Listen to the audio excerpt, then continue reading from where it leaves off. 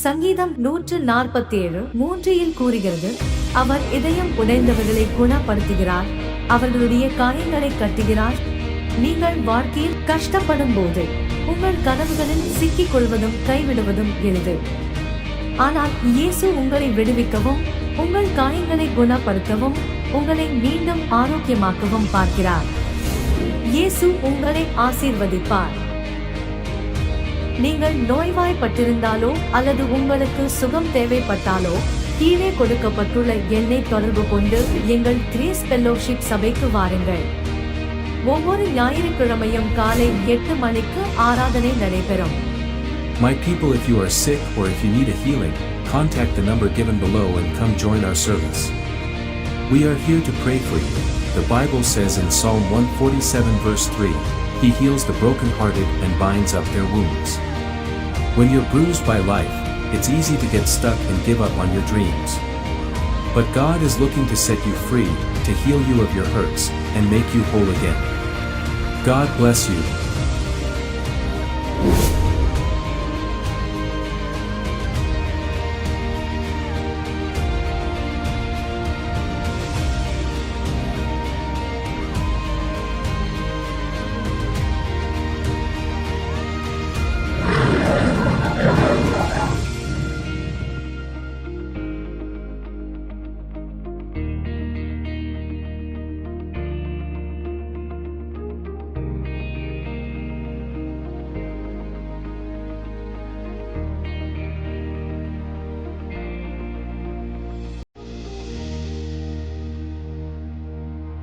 Elisha சொல்றான், Gehazi பிள்ளை மறிச்சிச்சு, இந்தா என் போர், இதை எடுத்துட்டு போ, அந்த மறித்த குழந்தையின் முகத்தின் மேல் வை, உடலின் மேல் வை, எழும். சொன்னார், நீர் வர வேண்டும், என் ஜீவனை கொண்டு சொல்லு. இதுதாயா முரட்டு விசுவாசம். வைராக்கியம் நீ பாராட்டும் போது கர்த்தர் நீ இழந்ததை பெற்றுக் கொள்றதுக்கு நீ வைராக்கியம் பாராட்ட. நீ ஆண்டவரை தேடி வர்றதை, என் வாழ்க்கை, என் குடும்பம் சதஞ்சு போச்சு, மறுபடியும் அது செழிக்கப்படும்படி என் ஆண்டவரை நான் விடாமல் தேடுகிறேன். எனக்கு ஏற்றால் போல ஆண்டவரை தேடவில்லை, அவர் இட்ட சட்ட கட்டளையின்படி அவரை நான் தேடுகிறேன். பயபக்தியோடு நான் தேடுகிறேன், உண்மையோடு நான் தேடுகிறேன். அப்போது நான் மாற்றம் காண்பேன், என் பிள்ளைகள் மாற்றம் காணேன், குடும்பம் மாற்றம் காணும். என் வீட்டை கர்த்தர் சீயோனிலிருந்து ஆசீர்வதிப்பார். நான் எருசலேமின் வாழ்வை நான் காண்பேன். என்னை அழிக்க எந்த சக்தியாலும் திரும்பவும் பெற்றுக்கொள்ளுவேன். ஏதேதோ இழந்திருப்போம், ஏதேதோ நஷ்டப்பட்டிருக்கோம், ஏதேதோ நம் கைவிட்டு போயிருக்கோம், எதனாலே ஏதேதோ காரியம் நடந்து முடிஞ்சிச்சு. ஏன் இப்படியெல்லாம் நடந்துனே தெரியல, என்னன்னோ நடந்துச்சுங்க, எனக்கு ஒன்றும் புரியல. இது எப்படி நடந்தது, எப்படி முடிஞ்சது, என்ன ஆச்சுன்னே தெரியல. ஏதோ ஒரு கனவு போல இந்த சம்பவம் நடந்து முடிஞ்சிச்சு. இன்னைக்கு ஆண்டவர் இந்த கால ஆராதனையில் உங்ககிட்ட பேசுறாரு. அதை நீ இன்னைக்கு ஆணிதரமா சொல்லணும். ஆமா, எதோ நடந்து எதோ என்னை விட்டு போய் எப்படியோ சிக்கல்ல மாட்டிட்டேன். ஆனா திரும்பவும் என்னை விட்டு போனதெல்லாம் என் ஆண்டவர் திரும்பவும் அதை பெற்றுக்கொள்ளக்கூடிய மகனா மகளா என்னை அவர் மாற்றுகிறார். ஹல்லேலூயா. என் அபிஷேகத்துல கூட வந்தீங்கன்னா இது உங்க வாழ்க்கையில நடக்கும். ஹல்லேலூயா. காதுகளை திறந்து இந்த வார்த்தையை கேட்டு பெற்றுக்கொள்ளுங்கள். ஆமென். சொல்லுங்க, திரும்பவும் பெற்றுக்கொள்ளுவேன், திரும்பவும் வளர போறேன், திரும்பவும் ஆசீர்வதிக்கப்பட போறேன், திரும்பவும் சாதனையாளரா மாற போறேன். நிச்சயமா நான் வளருவேன் ஐயா, நிச்சயமா நான் இழந்ததை திரும்ப பிடிப்பேன் ஐயா, என் கைவிட்டு போனது எனக்கு வரும் ஐயா, திரும்ப அந்த மதிப்புல வருவேன், திரும்ப அந்த மரியாதையில வருவேன், திரும்ப அந்த கணத்துல வருவேன், திரும்பவும் சந்தோஷத்துல வருவேன். ஆமென். திரும்பவும் பெற்றுக்கொள்வேன். இதை நீங்க சொல்லும் போது இதுல உங்க ஆவிக்குள்ள நீங்க மகிழ்ந்து விசுவாசத்துல அந்த வார்த்தையை ஆமோதிச்சீங்கன்னா, சொல்லுகிற ஆவியானவர் நீதான் அதுக்கு ஏற்ற ஆளுன்னு சொல்லி உன் மேல அதை எழுதிட்டு போயிட்டே இருப்பாரு, உனக்கு அதை கட்டளையிட்டு போயிட்டே இருப்பாரு. யோவான் 10ஆம் அதிகாரம் 10ஆம் வசனத்துக்குள் நாம் போகலாம். திருடன் திருடவும் கொல்லவும் அழிக்கவும் வருகிறானே அன்றி வேறொன்றுக்கும் வரான். நானோ அவைகளுக்கு ஜீவன் உண்டாயிருக்கவும் அது பரிபூரணப்படவும் வந்தேன். இங்க சொல்றாரு, திருடன் திருடவும், அவன் திருடவும், திருடுறவன் கொஞ்சம் திருடினானா, சின்னதா திருடினானா அவன் திருடன், இருக்கிறதையே வாரினானா அவன் கொள்ளடிக்கிறவன். 10 ரூபா அப்படி எடுத்துன்னு போனானா அவனுக்கு பேரு திருடன். ஆனா 10 கோடி சுருட்டினானா அவன் கொள்ளடிக்கிற கூட்டத்தான். ஏன்னா அவன் கேங்கு பெருசு. 10 ரூபா திருடனுக்கு கேங்கு கிடையாது. ஆனா கொள்ளடிக்கிறான் பத்தியா, அவனுக்கு எல்லா சப்போர்ட் இருக்கும், பயங்கர லெவல் லிங்க் இருக்கும் அவனுக்கு. அவன் கனெக்ஷன் எங்கெங்க இருக்குன்னே சரியா. பிசாசுக்கு 2 விதத்திலையும் சொல்றாரு, திருடவும் செய்வான், கொள்ளடிக்கவும் செய்வான். சின்ன பாவத்திலையும் உன்னை பிராக்டிஸ் பண்ணி உன்னை செய்ய வைப்பான். பெரிய பாவத்தில் இழுத்துன்னு போய் வெளியே வராத அளவுக்கு உன்னை கொண்டு போயிட்டு சிக்க வச்சுட்டு அவன் ஆளா மாத்திப்பான். அவன் முழுசு மாறிட்டானா அந்த நபர் கிறிஸ்துவ நேசிக்கவே முடியாது.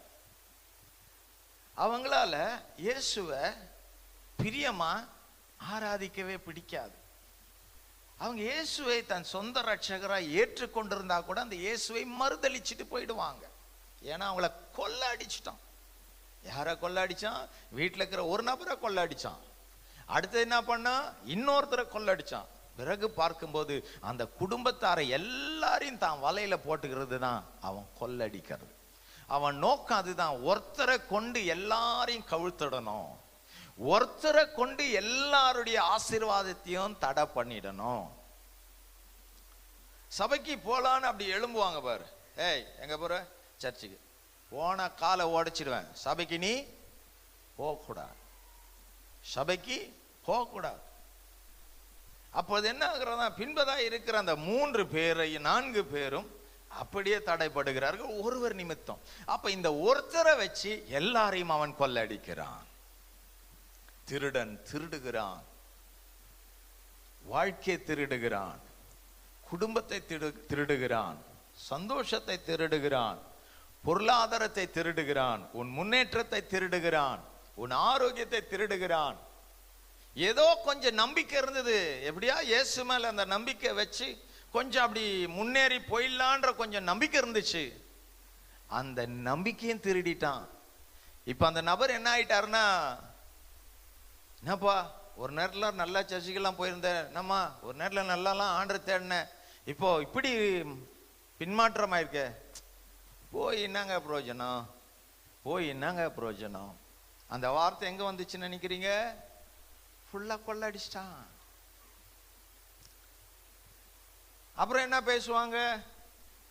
அந்த பாஸ்டர் சரியா, இவங்க சரியா, அது ஒழுங்கா, இது ஒழுங்கா, அந்த புள்ள ஒழுங்கா, இந்த புள்ளுங்க ஒழுங்கா, என்னென்னவோ பேசுவான். கொள்ளடிச்சிட்டான். அப்ப கொள்ளடிச்சவன் அவனுடைய சிந்தை, அவனுடைய ஆவி, அவனுடைய பழக்க வழக்கம், அவனுடைய பேச்சு, அவனுடைய சுபாவம் அதெல்லாம் இவங்களுக்குள்ள கொடுத்துருவான். கொடுத்த உடனே இவன் என்னெல்லாம் பேசுவானோ அதெல்லாம் அவங்க பேசுவாங்க. பக்கத்துல பாசல அதை நம்பிடாத. வேதம் சொல்லுது, கர்த்தருடைய செய்கையை வந்து பாரு, கர்த்தருடைய செய்கையை உள்ள வந்து பாரு. அவர் இன்றைக்கும் மாறாதவராய் இருக்கிறார். அவர் இன்றைக்கும் நன்மை செய்கிறார். அவர் இன்றைக்கும் ஜனங்களை நேசிக்கிறார். அவர் நல்லவர், கர்த்தர் நல்லவர் என்பதை ருசித்து பாரு. அவர் மேல் நம்பிக்கை வைக்கிற மனுஷன் பாக்கியவான். அவங்க இவங்க சொல்லிட்டாங்கன்னு நீ அவங்கள தேவதூதரை போல பாத்துறாத. அது பயங்கரமான லேகியோன். அது அழகா இருக்கும் பாரு, வெள்ளையா இருக்கிறதெல்லாம் பரிசுத்தம் நினைச்சிடாத. அச்சோ, இன்றைக்கு உன்னுடைய தெய்வம் உன் மேல் வைத்த நோக்கம் என்னன்னா, நீ திரும்ப இழந்ததை பெற்றுக்கொள்ள, உனக்கு நன்மை செய்ய நான் உன் அருகே வருகிறேன். ஆனா அந்த பிசாசு என்ன பண்ணுவான் தெரியுமா? உன்னை அவர்கிட்ட வராதபடி யாரெல்லாம் கொண்டு வந்து குழப்பணுமோ அதை குழப்புவான். அதுல இன்னொரு கூட்டம் எழும்போம், கடவுளே இல்லை, கடவுளே இல்லை, கடவுள்னு சொல்றவன்லாம் முட்டாள் சொல்லுவான். அந்த கூட்டத்துல சிலது போய் சேர்ந்துரும். இன்னொரு கூட்டம் இருக்குது, பரிசுத்த ஆவியே இல்ல, பரிசுத்த ஆவியானவரே இல்ல, ஆவியெல்லாம் நிரம்பாத, பரிசுத்த ஆவியானவரே இல்ல. அது ஒரு கூட்டம். அதுல போய் மாட்டிட்டுனா முடிஞ்சிச்சு. இருக்கிற கொஞ்சம் தைரியம், பலன், கொஞ்சம் ஆரோக்கியம், சமாதானம், ஆறுதல், தேற்றுதல், சத்தியம், இதெல்லாம் கூட காலி. இன்னொன்னு சொல்லும், என்னன்னோ சொல்லும். அதெல்லாம் சொல்லிட்டு இருந்தா இப்ப நமக்கு இங்க நேரம் நான் சொல்ல வேண்டியது சொல்ல முடியாம போயிடும். அப்ப பார்க்கும்போது ஏதோ ஒன்றை கொள்ளடிப்பதற்கு ஏதோ ஒரு வலையில் ஏதோ ஒரு கூட்டத்தாரோடு ஏதோ ஒரு ஆவியோடு உன்னை பிணைக்கும்படி அவன் முயற்சிக்கிறான். ஆரம்பத்துல பிணைக்கப்படும்போது ரொம்ப நல்லாதாங்க இருக்கும், அது ரொம்ப நல்லாதான் இருக்கும், அது ரொம்ப அருமையா இருக்கும். சாப்பிடுறீங்களா? ஏன் என் வீட்டுக்கு வரவே மாட்டீங்க? உங்களை பார்க்கும்போது என் கூட பிறந்தவங்க மாதிரியே இருக்குது. உங்களை பார்க்கும் போதெல்லாம் மனசுக்கு அவ்வளோ ஆறுதல். நீங்க பேசுனா கவலெல்லாம் போகுது. பக்கத்துல பார்த்து சொல்லு, நம்பாத. ஒருத்தர் பேசுனா கவலெல்லாம் மாறுதுன்னா அது அவர் பேசுனா மட்டும். அவன் திருடுகிறவனாகவும் கொள்ளடிக்கிறவனாயும் இருக்கிறதை மட்டுமல்ல, அப்ப என்ன பண்றானா, அடுத்து என்ன பண்றான், அவன் முற்றிலும் அழிச்சிடறானா.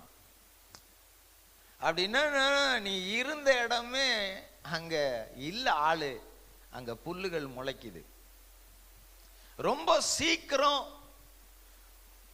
உன்னுடைய விலாசமே இல்லாத ஆளா இப்படிப்பட்ட ஒரு நபர் இங்க இருந்தாருன்றதே பேசப்படாத அளவுக்கு அழிப்பதற்கு, பின்னாடி வேலை செய்யறதுக்கு, முன்னாடி அவன் செய்யற வேலை எல்லாமே உன் மனசுக்கு மத்தவங்க யாரும் செய்யாத அளவுக்கு தேற்ற மாதிரி இருக்கும். நீ ஒன்னே நினைப்ப, ச்சே என் வீட்டாரு கூட என் மேல இவ்வளவு அக்கறை வைக்கல தெரியுமா, என் புருஷன் கூட என் மேல இப்படி அக்கறை வைக்கல தெரியுமா, நான் கட்டின்னு வந்து என் பொண்டாட்டி கூட என் மேல அக்கறை வைக்கல தெரியுமா, இவங்க என்ன மாதிரி உயிரை கொடுக்குறாங்க பாரு, காரக்குழம்பு சோறு செஞ்சு தராங்க, அந்த டைம் வரதுக்குள்ள சாப்பாடு எடுத்துட்டு வந்து தராங்க. ஆமா, இப்ப சாப்பிடுற நாளை ஒரு நாள் வரும் உன்னை மாவாட்ட வைப்பான். இப்ப நீ பாக்குறதெல்லாம் உனக்கு ரொம்ப நல்லா இருக்கும். நாள் ஒண்ணு வருது, 2 கண்ணையும் பிடுங்க முயற்சிச்சு பிடிங்கிடுவான். ஒரு நாள் வரும், இன்னைக்கு ரொம்ப சந்தோஷமா இருக்கும் எல்லாம், ஒரு நாள் வரும் தன்னந்தனிமையா நின்று குற்றத்தை உணர்ந்து ஆண்டருக்கு முன்னாடி, ஐயோ ஆண்டவரு, நீங்க எனக்குள்ள வரும்போதெல்லாம் நான் உணர்ந்தேன், ஆனா என்னை விட்டு நீங்க எப்போ போனீங்கன்றது எனக்கு தெரியலன்னு சிம்சோன் புலம்பினான். சிம்சோனுடைய வாழ்க்கையில் எல்லாமே தேவன் கொடுத்தார், ஆனால் தேவனுடைய திட்டத்தை அவன் மாறிவிட்டான். அவனுக்கு இருந்த போல பலன் யாருக்கும் இல்லை. அவனை கண்டாலே ஒருவரும் நெருங்கி வர முடியாத அளவுக்கு, அந்த அளவுக்கு அவன் மேல் தேவன் ஒரு அசுரதனமான பலனை வைத்திருந்தார். அவன் யார் என்று பட்டணம், தேசம், ராஜாக்கள் வருடம் புரிந்திருந்தார்கள். அவனை ஒருவனும் ஏற்க முடியாது. இன்றைக்கு உங்களையே நீங்கள் மறந்து இருக்கிறீர்கள் என்றால் இன்றைக்கு நீங்கள் புரிந்து கொள்ள வேண்டும், நான் சாதாரணவன் அல்ல. என்னென்ற இருந்து எத்தனை போனாலும் அத்தனையும் ஒருவருக்கு முன்பதாய் நான் மண்டியிடும் போது திரும்ப நான் அதை பெற்றுக்கொள்ளுவேன். அவன் திருடவும் கொல்லவும் அழிக்கவும் வருகிறான் என்று வேற ஒன்றுக்கும் வரான். ஆனால் இந்த வார்த்தைகள் எல்லாருக்கும் தெளிவா தெரிஞ்சாலும் அவர்கள் அவன் சொல்றதுக்கு தான் ரொம்ப சலண்டர் ஆயிடுறாங்க. அவங்க உடம்பு அதுக்கு தான் டியூன் பண்ணி வச்சிருக்காங்க, அவங்க மனசு அதுக்கு தான் அமைச்சு வச்சிருக்காங்க. அது என்ன இயக்குதோ என்ன சொல்லுதோ அதை மட்டும்தான் இவங்களால செயல்பட முடியுதே தவிர. ஆனா கிறிஸ்து சொன்னாரு, நான் அவைகளுக்கு ஜீவன் உண்டாகவும். அப்படி என்றால் ஒன்றை இழந்துட்டான், அவன் மரண தருவாயில் போயிட்டான், அவன் எல்லாத்தையும் இழந்து அவனை தூக்கி எடுக்க யாருமே இல்லை. ஆனால் இயேசு சொல்லுகிறார், நான் இல்லாததை இழந்து விட்டார்கள். பிசாசுடைய முழு நோக்கம் என்ன? உன் உயிரை எடுப்பதற்கு தான்.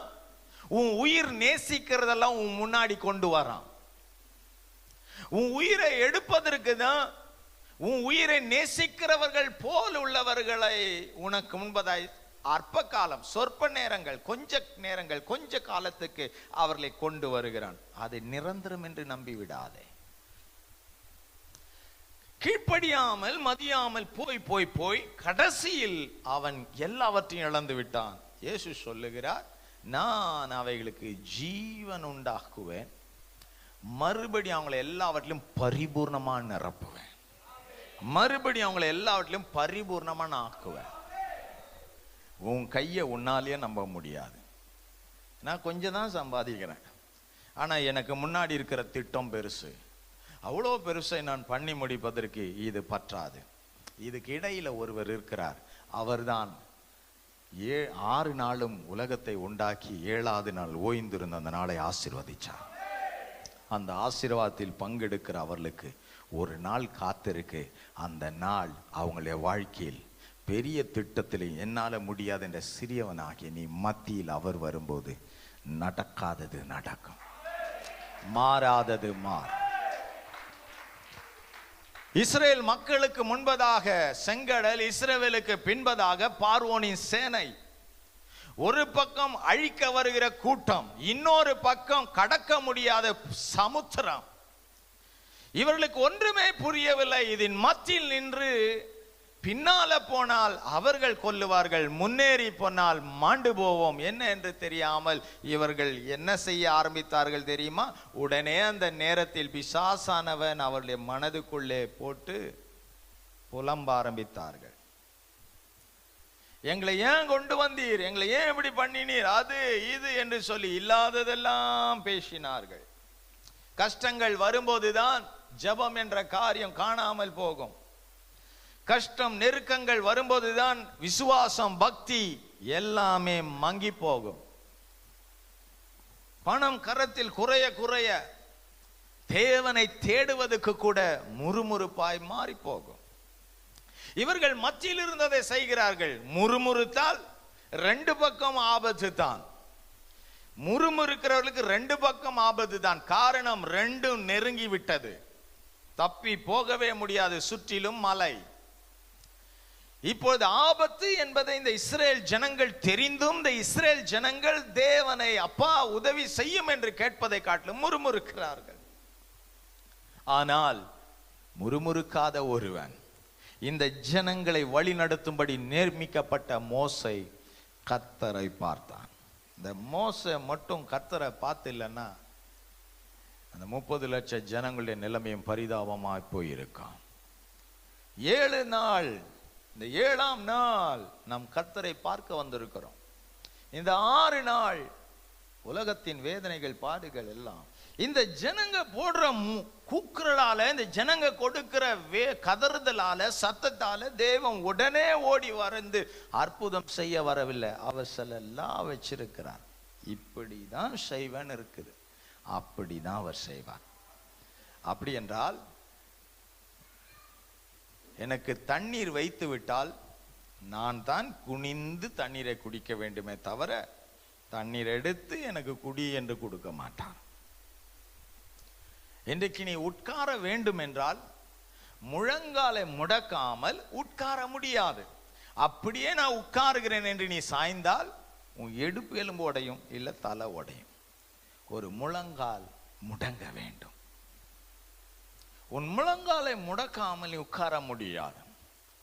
தேவம் இதுதான், இப்படிதான் என்று சொல்லி சில திட்டங்களை அவர் வைத்தபடி நாம் செயல்படாமல் ஒன்றுமே நாம் பெற முடியாது. அப்படி என்றால் என்ன சொல்ல வருகிறேன்? 6 நாள் என்ன காரியம் செய், 7வது நாள் நீ என்னை தேடி வரும்போதுதான் உன்னை திருட, உன்னை அழிக்க, உன்னை கொல்ல, உன்னை நாசப்படுத்த எழும்புகிற சத்துருக்கு நான் இந்த வாரம் உன்னை எதுவும் தொடக்கூடாது என்று நான் அங்கிருந்து பிதாவின் இருந்து உனக்காக பேசும்படி என் சமூகத்தில் நீ வந்தபடினால உன் ஜெபம் இந்த வாரங்களுக்குரியதை கேட்கப்பட்டாகும். 7ஆம் நாள் என்று சொன்னால் அந்த நாள் அவர் ஆசீர்வதிக்கிற நாள். இன்றைக்கு எத்தனை பேர் இந்த ஆராதனைக்குள்ளே உட்கார்ந்து இருக்கிறீர்களோ அத்தனை பேரை நான் பார்த்து சொல்லுகிறேன், இந்த நாள் கர்த்தருடைய வார்த்தையை கேட்கும் போது உங்கள் ஆசீர்வாதங்கள், உங்கள் நன்மைகள் எல்லாம் சத்துரு தொட முடியாதபடி அவர் தம் பிள்ளைகளுக்கு என்பதை பாதுகாத்து கொண்டு வந்து கொடுக்கிறார். ஹல்லேலூயா. ஐயோ, பின்பதாக பார்வோனின் சேனை, முன்பதாக சிவந்த சமுத்திரம், 30 லட்சத்துக்கு மேலான ஜனங்களை கடத்தி கொண்டு போவதற்கு எங்க படகு இருக்கிறது, எங்கே கப்பல் இருக்கிற, எத்தனை படகுகள், எத்தனை கப்பல்கள் வந்தாலும் பத்தாது. ஆண்டவர் என்ன செய்தார் தெரியுமா? மோசே பாசன, உன் கையில் இருக்கிற கோலை சமுத்திரத்துக்கு நேரா நீட்டினார். ஆண்டவரே, சேனைய படம் எடுத்துட்டு வருது, சமுத்திரம் பயங்கரமா இருக்கு, என் கையில் இருக்கிற இந்த கோல் இந்த சமுத்திரம் நீட்டினா என்னப்பா நடக்க போகுது? ஏதோ இந்த சமுத்திரத்தில் ஒரு மூலையில் இருக்கிற மாதிரி இதப்பா இந்த கோல், ஒரு 6 அடி கோல், இது என்னப்பா பண்ண போகுது? ஐயோ பாஸ்டர், என்னுடைய பிரச்சனை பெருசு. அப்போஸ்தலர் ஐயா, என் பிரச்சனை பெருசு, எங்க குடும்ப பிரச்சனை பெருசு. இந்த ஒரு வார்த்தை தான் உன் வாழ்க்கைய மாத்துன்றத நீ என்னைக்கு புரிஞ்சுக்கிறியோ, பிரச்சனை பெருசுன்னு சொல்ல மாட்ட, வார்த்தை தான் பெருசு. உன் பிரச்சனைக்குரிய வார்த்தை எங்க எழுதப்பட்டிருக்கு என்பதை தேடி வாசி. அந்த வார்த்தையை ஆகிய விதையை உனக்குள் போடும்போது அந்த விதை, சொல்றேன், நிச்சயமா அந்த விதைக்குரிய வளர்ச்சி உனக்குள்ள வளரும். அந்த விதைக்குரிய அற்புதம் உனக்குள்ள செயல்பட ஆரம்பிக்கும். பல மாதங்கள், பல ஆண்டுகளாக இருந்த விதையை வாங்கி கொண்டு வந்து மண்ணிலே போட்டு தண்ணீரை ஊற்றும் போது அந்த மண்ணின் தண்ணின் வாசனைகள் அந்த விதையில் படும்போது அத்தனை ஆண்டுகளாய் செயலற்றிருந்த வார்த்தை, அந்த விதை, அந்த தண்ணியும் மண்ணும் சேரும்போது அந்த விதை வெடியும். எவ்வளவு அழுத்தமான மணலாய் இருந்தாலும் அந்த விதையின் விளைச்சல் அத்தனை பாரமான அந்த மண்ணை முந்தி தள்ளி அடிச்சு வெளியே வரும். உங்களுக்குள் விழுந்திருக்கிற வார்த்தைகள், அதற்குள் வார்த்தையும் தண்ணீரும் இருக்குமானால், மண்ணும் தண்ணீரும் இருக்குமானால் அந்த வார்த்தை வளர்ந்து ஆகுமே தவிர அந்த வார்த்தை வளராம போகாது. அந்த வார்த்தை உனக்குள்ளே உன்னை மகிமையாய், அற்புதம், நான் இருக்கிறேன், என் வார்த்தை உனக்கு உதவி செய்யும் என்று சொல்லி அந்த வார்த்தை வளரும். பாருங்க, அந்த வார்த்தை நீ யாருன்றதை காட்டிடும். அந்த வார்த்தை உன் சத்துருக்கு நீ யாருன்றதை காட்டும். அந்த வார்த்தை உன் சத்துருக்கு முன்னாடி, இவனை தானே பேசின, இவளை தானே பேசின, இவங்க தானே வாழ முடியாதுன்னு சொன்ன, இவங்களுக்கு தானே பிரச்சனை நிறைய, இவங்க வெக்கப்பட்டு போவாங்க தானே சொன்ன. இன்னைக்கு பாரு, அந்த வார்த்தை அவங்களை அப்படியே அலங்கரிக்கிறது, அவங்களை மறைத்து அந்த வார்த்தை வெளிப்படுகிறது. அந்த வார்த்தை ஒரு ரூபமாய் மாறி அந்த வார்த்தை பிரகாசிக்கிறது. அந்த வார்த்தைக்கு முன்பதாக எல்லாம் தலகுனிகிறது. வானம் பூமி மாறினாலும் அவர் வார்த்தை ஒரு நாளும் மாறாது. நம்முடைய வார்த்தை ஒன்றும் இல்லைங்க. நம்ம வார்த்தை சொல்ல, காஞ்சி போய் கிடக்குது, இதுல என்ன உயிர் இருக்கு, இதுல என்ன உயிர் இருக்கு, இது காஞ்சி போய் கிடக்குது, இதுல உயிர் இல்லைன்னு நினைச்சிடாத. இதுக்கு 2 தேவை. அந்த மண்ணும் தண்ணியும் பட்டுச்சுன்னா அந்த அப்படி வரும். அப்புறம் ஒரு நீதியின் சூரியன் அது மேல உதிக்கும் பாரு, அது கண்ட்ரோலே பண்ண முடியாது. அது பாட்டுக்குன்னு வளர்ந்து போய்கிட்டே இருக்கும். அதை நிறுத்தவே முடியாது, அதை நிறுத்தவே முடியாது. இன்றைக்கு கர்த்தர் உங்களை பார்த்து சொல்லுகிறார், உங்கள் வார்த்தையை உங்களுக்குள் விழும்போது, இந்த வார்த்தை நீங்கள் எடுத்துக்கொண்டு போகும்போது, என் பிள்ளைகளே, உங்களை நான் நீர்க்கால் ஓரமாகத்தான் நடுவேன், நீர்க்கால் ஓரமாகத்தான் நடுவேன். சங்கீதம் 1 நீர்க்கால் ஓரம்.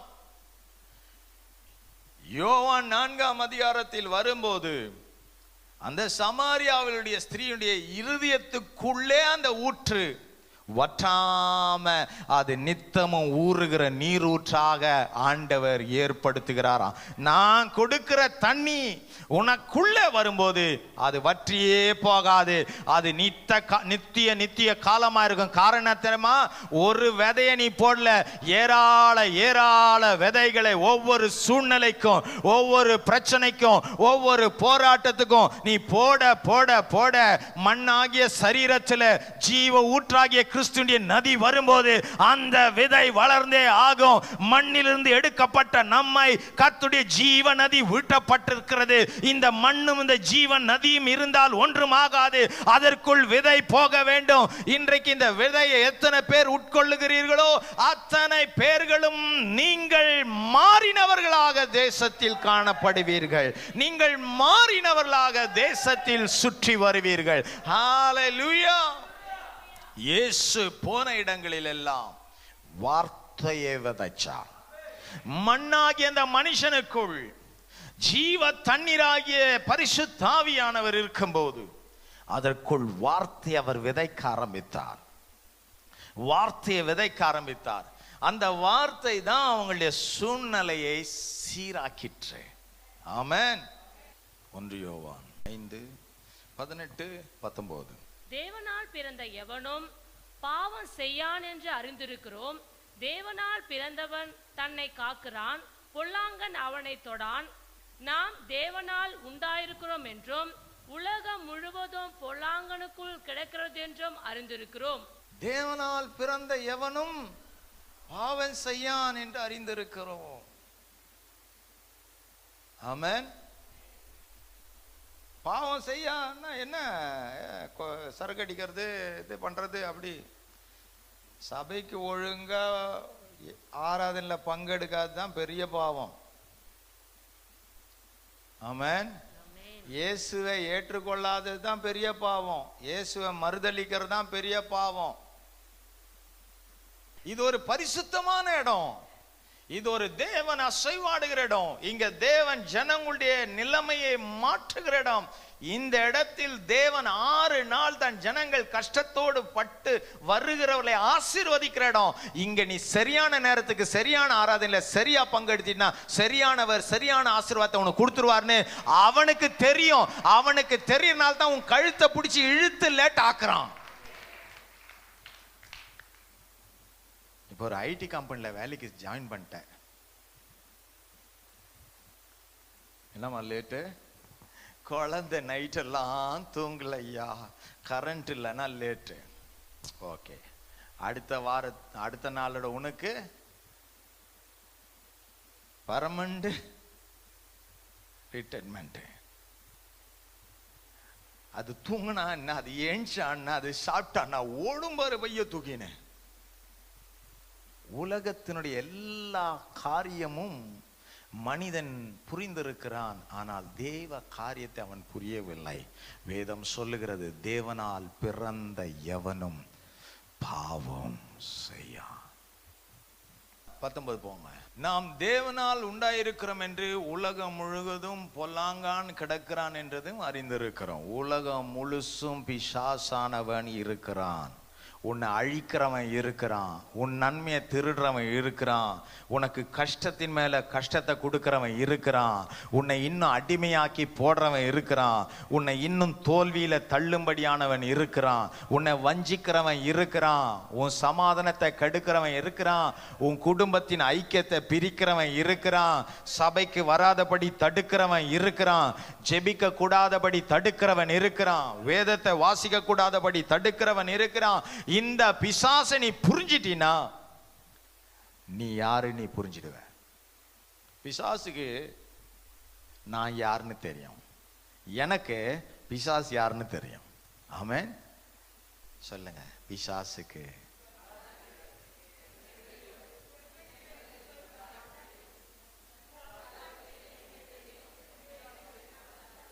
ஹல்லேலூயா.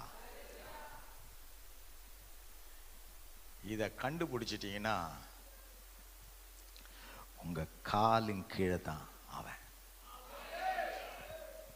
உங்க காலின் கீழே தான் அவன், என் காலின் கீழே தான் அவன், என் காலின் கீழே தான் அவன். அவன் என் தலை மேல இல்லை, என் காலுக்கு கீழே. இன்றைக்கு தேவ பிள்ளைகளே, சத்துரு உங்களை ஆளுகை செய்ய முடியாது. அவன் நம்ம காலின் கீழே. அவனை இயேசு தன் காலின் கீழே நசுக்கிட்டார். ஒரு நாளைக்கு ஒரு 54 முறை சொல்ற, பிசாசு போராட்டம், பிசாசு சாத்தான், சாத்தான் பேயி, பேயி சாத்தான், இப்படி வந்தான், இவனால வந்தான், அவனால வந்தான். உன் வாயெல்லாம் அப்படிப்பட்ட வார்த்தைகளை பேசுறதுனால தான் உன் காலு கீழே இருக்கிறவன் உன் தோள் மேல உட்காந்துருக்கிறான். நாம் அதை பேச வேண்டியவர்கள் அல்ல, நம்ம பேச வேண்டியது வேற வார்த்தை. தேவனால் பிறந்தவன் எவனும் உலகத்தை ஜெயிப்பான். தேவனால் பிறந்த எவனும் உலகத்தை ஜெயிப்பான். 5 அதிகாரம் 4 வசனம். தேவனால் பிறப்பதெல்லாம் உலகத்தை ஜெயிக்கும், நம்முடைய விசுவாசமே உலகத்தை ஜெயிக்கிற ஜெயம். எத்தனை பேருக்கு இன்னைக்கு ஒரு நம்பிக்கை வருது? ஆமா, என்னன்னோ பண்ண, அப்ப எனக்கு உன்னை யாருன்னு தெரியல, ஆனா இப்ப எனக்கு நான் யாருன்னு எனக்கு தெரிஞ்சிச்சு, என் கூட இருக்கிறவர் யாருன்னு தெரிஞ்சிச்சு, இப்ப எனக்கு உன்னை யாருன்னு தெரியும், உனக்கு நான் யாருன்னு தெரியும். காரணம், எனக்குள்ள இருக்கிறவர் யாருன்னு உனக்கு தெரியும். எனக்குள்ள இருக்கிறவருக்கு நான் சலண்டர் ஆயிட்டேன். அவர் எனக்குள்ள இருக்கிறனால நீ யாருன்னு எனக்கு தெரியும். எனக்குள்ள இருக்கிறவர் உன்னை என்ன பண்ணி முடிச்சார்னு தெரியும். எனக்குள்ள இருக்கிறவர் உன்னை எந்த லெவல்ல வச்சிருக்கிறார்னு தெரியும். அவர் தன் காலின் கீழே உன்னை நசுக்கிரு, கைய தலைக்கு மேல தட்டி ஹalleluya. பிரச்சனைகள் உனக்கு முன்பதாய் இருக்கும்போது பிரச்சனையை ஜெயித்தவரை கூப்பிடு,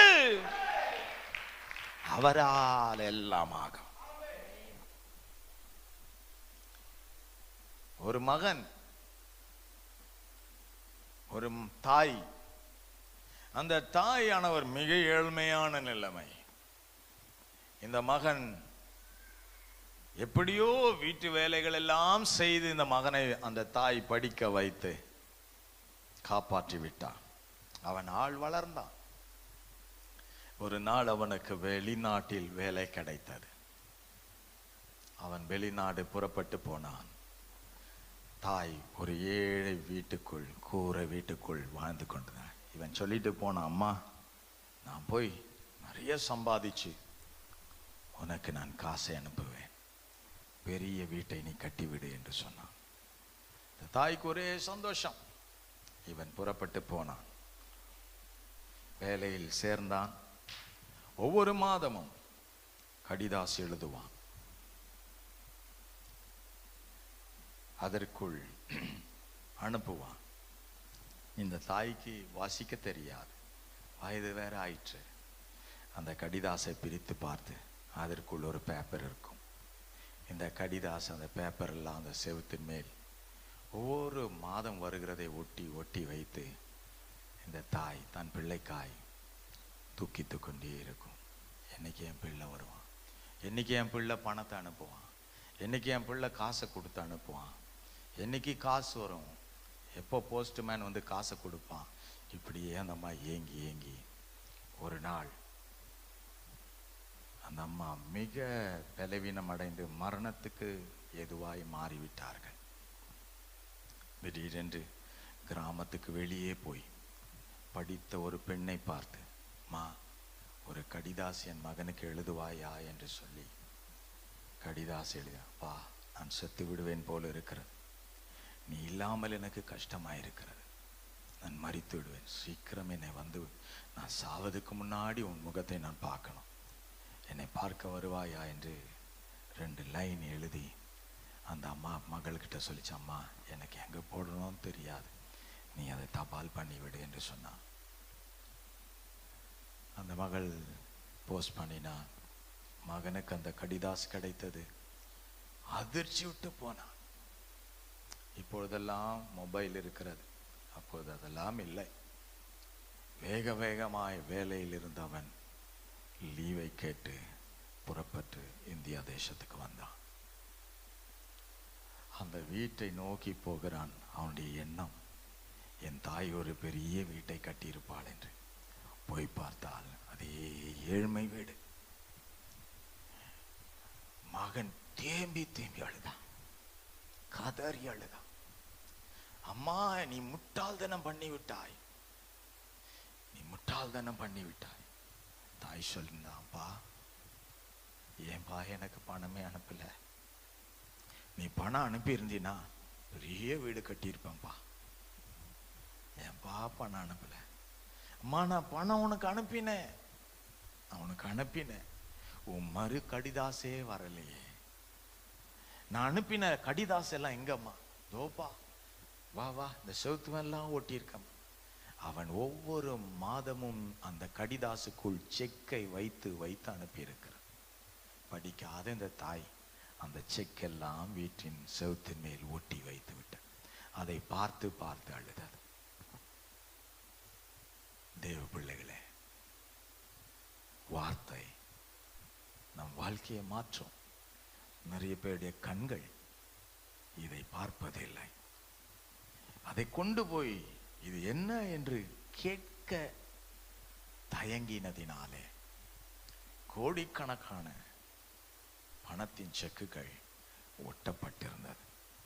புலம்பி அழுதான். இன்றைக்கு ஆண்டவர் நம்ம கையில இவ்வளோ பெரிய செக்கை கொடுத்திருக்கார்.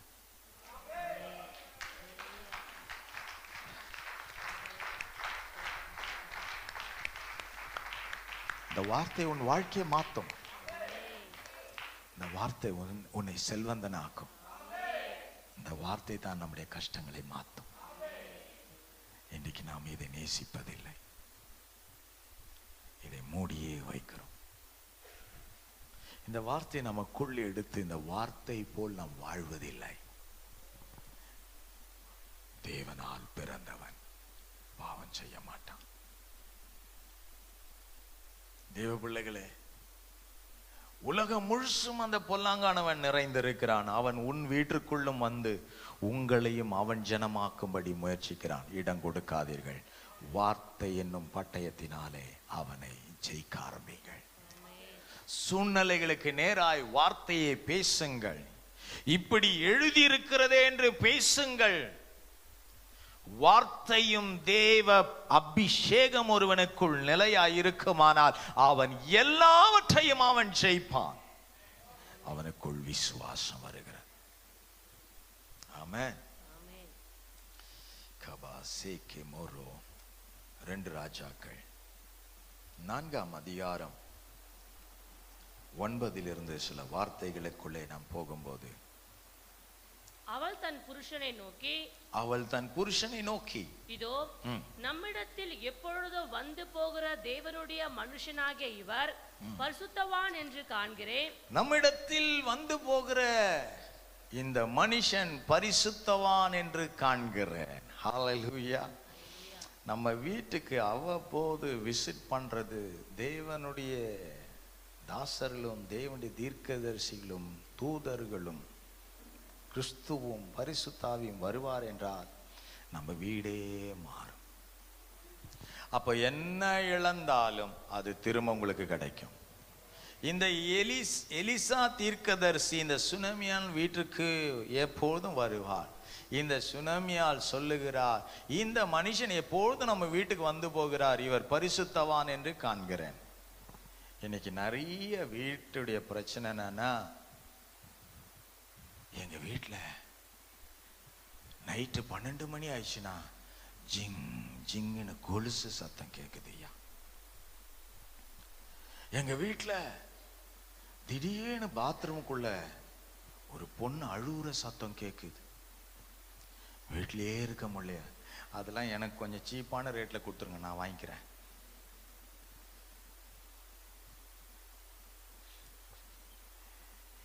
உன்னை கண்டு சத்துரு வளர்றதில்ல, உன்னை கண்டு சத்துரு ஓட வேண்டும்.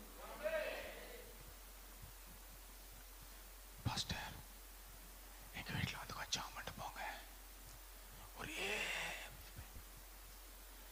செய்வின பிரச்சனை பாஸ்டர், அமாவாசான ஏதோ ஆகுது பாஸ்டர்.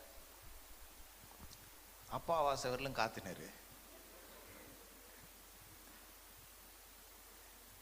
எங்க வார்த்தை, எங்க ஜெபம், எங்க பரிசுத்தாவி?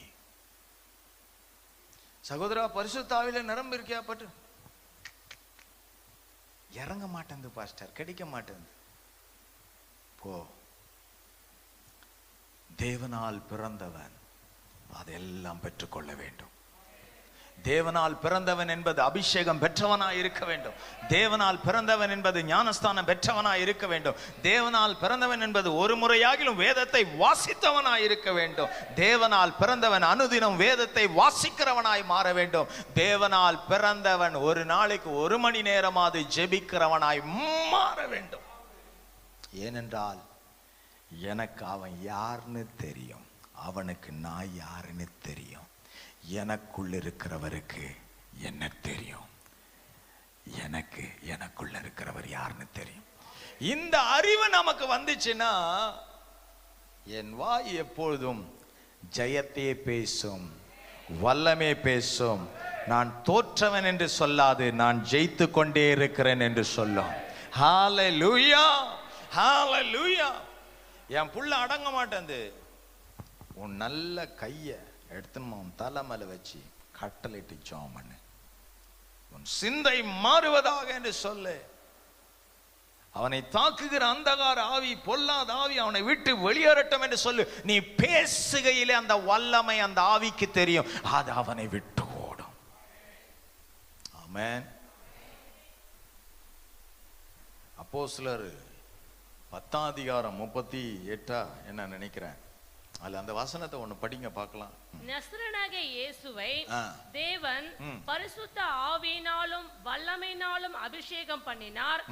தேவன் அவருடனே கூட இருந்தபடியினாலே அவர் நன்மை செய்கிறவராயும் பிசாசின் வல்லமையில் அகப்பட்ட யாவரையும் குணமாக்குகிறவராயும் சுற்றி திரிந்தார். அந்த அபிஷேகம் உங்க மேலேயும் அவர் 2000 ஆண்டுகளுக்கு முன்பதாய் ஊற்றிவிட்டார். மாம்சமான யாவர் மேலும் அந்த ஆவியை ஊற்றிவிட்டார். இந்த பரிசுத்தாவில் நாம் நிரம்ப நிரம்ப நிரம்ப அசுத்தாவிக்கு அங்க இடம் இல்லை. ஹல்லேலூயா.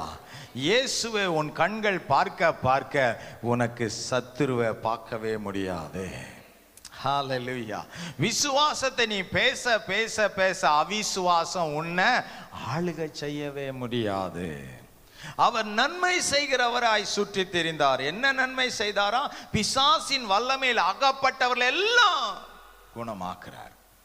இன்னைக்கு அதே இயேசுவின் கரம் உன் கரத்தின் மேல் அந்த வல்லமை கொடுக்கிறார். எல்லாரும் கையை உயர்த்தி சொல்லுங்க, நான் எதின் மேல கையை வைத்து ஜெபிக்கிறேனோ அந்த சரீரத்தில் அற்புதங்களை இயேசு நிச்சயம் செய்வார். ஆமென். விசுவாசத்துல பேசுங்க, விசுவாசத்தில் பேசுங்க. முடியாது ஆவாதுன்னு பேசுங்க. பாரு அந்த அந்த அவங்க இன்னும் வரவே இல்லை. ஐயோ அவங்க தான் உதவி பண்ணுறேன், ஐயோ அவங்கள காணுமே, அவங்கள ஐயோ மணியாவது அவங்கள காணுமே. ஒரு நாளாவது இயேசுவை காணுமேன்னு கவலைப்பட்டியா?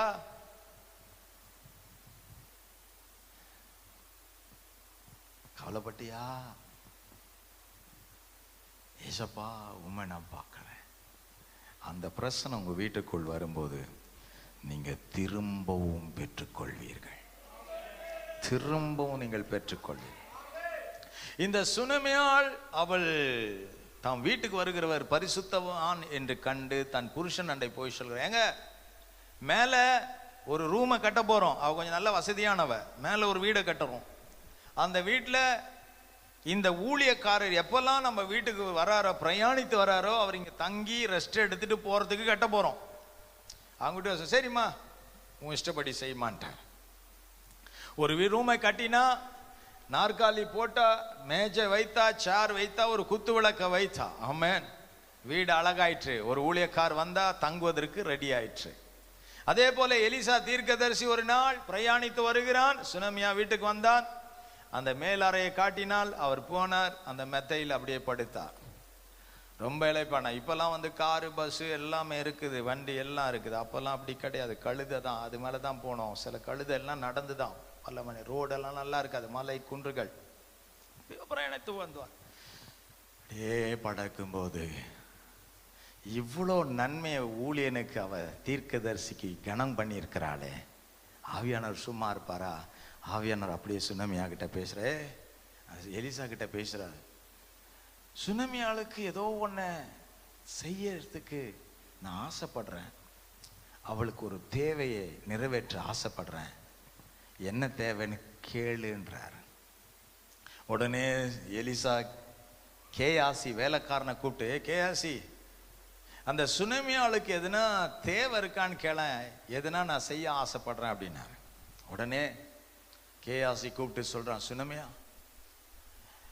தீர்க்கதரிசி கேட்கிறாரு, உங்களுக்கு ஏதாவது நன்மை வேணுமா? ஏதாவது இந்த ஊர்ல யாருக்கிட்டையாவது எதுனா பேசணுமா? தலைவர்கிட்ட பேசணுமா? யாராவது ஆட்களுடைய சப்போர்ட் ஏதாவது வேணுமா? எது வேணாலும் கேளு, அதெல்லாம் தீர்க்கதரிசியால முடியும். ஏன்னா அவர் சொன்னா எல்லாமே நடக்கும். அவர்கிட்ட அந்த அத்தாரிட்டி இருக்கு. அவர் ஒரு ஹெல்ப்பு ஒரு தேவைன்னா அவர் சொன்னா உடனே யாரும் தான் செய்வாங்க. அவ்வளோ கனம் பெற்ற மனுஷன். சொல்லு, இவன் சொல்றான், நான் சுகமா இருக்கிறேன், எனக்கு ஒரு பிரச்சனையுமே இல்லை. அப்போ எலிசா மறுபடியும் கேட்கிறான், இல்லை, ஏதோ ஒரு குறை இருக்கு, நான் இந்த வீட்டில் தங்கி இருக்கேன், இந்த வீட்டில் வந்திருக்கேன், என்னை பராமரிக்கிறேன், ஏதோ ஒரு காரியம் துக்கம் இருக்கு, என்ன? கேயாசி சொல்றா, அவளுக்கு குழந்தை இல்லை, அவளுக்கு குழந்தை இல்லை, வயதாயிட்டாங்க, குழந்தை இல்லை. அந்த சாப்டர் ஃபுல்லா நீங்க வீட்டில் போய் படிக்கணும், அப்ப தெரியும். அப்போ எலிசா சொல்றா, சுனமியா, நீ ஒரு பிள்ளையை பெற்றெடுக்க போறேன்னு சொன்னான். தீர்க்கதரிசி வாயிலிருந்து ஒரு வார்த்தை வந்துச்சுன்னா அதை தட்டி கழிக்க கூடாது, அதை கனமா வாங்கணும். எலிசா சொல்றா, பாரு, கொஞ்ச நாள்ல திரும்ப வரும்போது நீ பிள்ளையை பெற்றிருப்ப.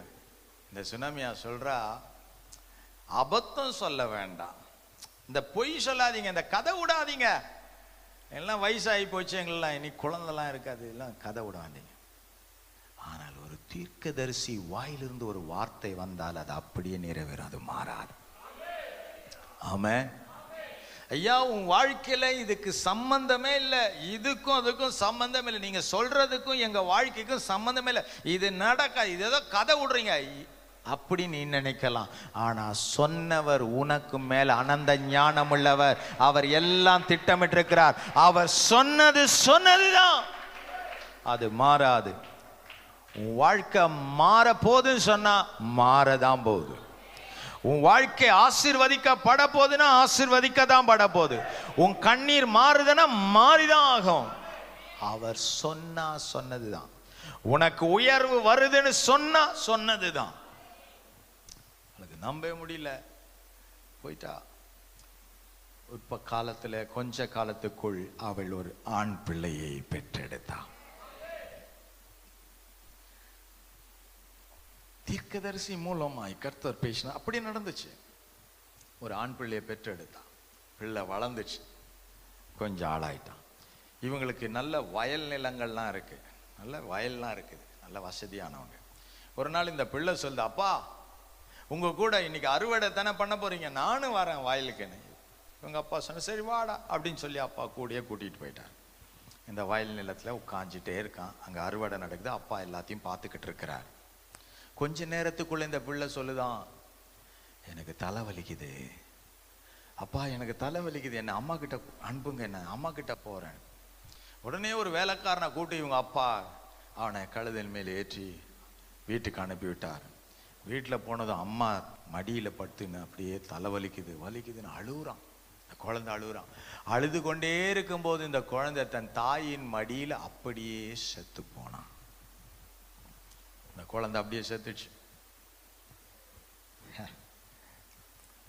இங்கதான் நிறைய கிறிஸ்தவர்கள் தடம் புரளுவார்கள். என்ன சொல்லுவாங்க தெரியுமா? இந்த தீர்க்கதரிசிக்கு, இந்த ஊழியக்காரனுக்கு நான் இவ்வளோ செய்தேன், இவ்வளோ கொடுத்தேன், இவ்வளோ பண்ணினேன், இதெல்லாம் செய்தேன், எனக்கு குழந்தைய கொடுத்தார், இன்னைக்கு குழந்தையா உயிர் போயிடுச்சு, என் குழந்தை செத்து போயிடுச்சு, அவர் கடவுளா? இனி ஊழியக்காரனும் வேண்டாம், சபையும் வேண்டாம், எதுவும் வேண்டாம் என்று தூக்கி எறிந்து விடுவார்கள். அங்கதான் ஜாக்கிரதையா நிக்கணும். அதுதான் நம்முடைய லைஃப்ல டெஸ்ட். குழந்தை மரிச்சிச்சு. சுனாமியா என்ன தரம் பண்ணா, அந்த குழந்தைய அப்படியே தூக்கிட்டு மேல் வீட்டுக்கு போய் எலிசா தீர்க்கதரிசி படுத்த படுக்கையின் கட்டலின் மேல் அவனை படுக்க வைத்து, இவ ஏற்கனவே நல்ல பணக்காரச்சி, பெரிய பெட்ரூம் இருக்கு, எப்பவுமே அந்த குழந்தை படுக்கிற பெட் இருக்கு, வசதியான ரூமு, அந்த குழந்தைய அங்க படுக்க வைக்கல, இந்த தீர்க்கதரிசி மேலறையில் படுத்த அந்த தீர்க்கதரிசியின் படுக்கையின் மேல் அந்த குழந்தையை படுக்க வைத்து கதவை பூட்டி தன் புருஷனுக்கு செய்தி அனுப்புறா. எனக்கு ஒரு வேலைக்காரனையும் ஒரு கழுதையும் அனுப்பு, என் ஊழியக்காரனை நான் பார்க்க போகிறேன் என்று சொன்னான். தன் தகப்பன் கேட்கிறார், புருஷன் கேட்கிறான், இன்றைக்கு ஓய்வு நாளும் இல்லை, இன்றைக்கு அமாவாசையும் இல்லை, ஏன் நீ தேவ மனுஷனை தேட வேண்டும்? மனைவி புருஷங்கிட்ட ஒரு பிள்ளை செத்துதுன்ற வார்த்தைய சொல்றதுக்கு தாமதிக்குமா? தாமதிக்காது. ஆனால் தன் பிள்ளை செத்தாயிற்றுன்னு புருஷனுக்கு சொல்லவில்லை. அவ சொல்றா, எனக்கு ஒரு கழுதையும் ஒரு வேலைக்காரனை அனுப்பு, என் ஊழியக்காரனை நான் பார்க்க போனோம். ஆவிக்குரிய வாழ்க்கையில் வளர்ந்தவர்கள் அநேக விஷயங்களில் தங்களை லிமிட் ஆக்கி விடுவார்கள். வார்த்தையில், அவிசுவாசத்தில், குறை பேசுவதில், சபிப்பதில், இயேசுவை மறுதலிப்பதில், தூஷிப்பதில் லிமிட் ஆவார்கள். அவங்க தான் தேவனால் பிறந்தவர்கள். ஒரே ஊற்றிலிருந்து தித்திப்பான தண்ணியும் கசப்பான தண்ணியும் வருவது இல்லை. ஒரு ஊற்றிலிருந்து மதுரமான தண்ணி என்றால் மதுரம் தான் வர வேண்டும், கசப்பு இல்லை. ஆனால் இரண்டு வழியில், இரண்டு மனமா, இரண்டு விதமான ஆவி. நான் உலகத்துக்கு உலகத்தானாவும் இருப்பேன், நான் கர்த்தருக்கு கர்த்தராகவும் இருப்பேன் என்று சொன்னால் இரு மனம் உள்ளவன் தன் வழியில் நிலையற்று போகிறான்.